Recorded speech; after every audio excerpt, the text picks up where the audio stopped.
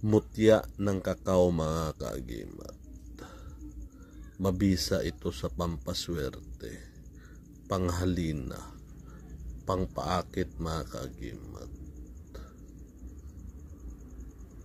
Maganda to, mga kaagimat, kung meron kang negosyo.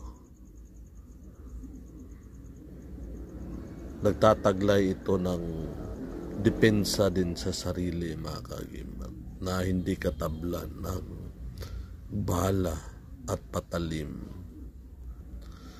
Kung meron ka nito, mga kaagimat, at dala-dala mo to palagi, malalapitin ka ng iyong kaibigan at depensa din sa sarili sa iyong kalaban.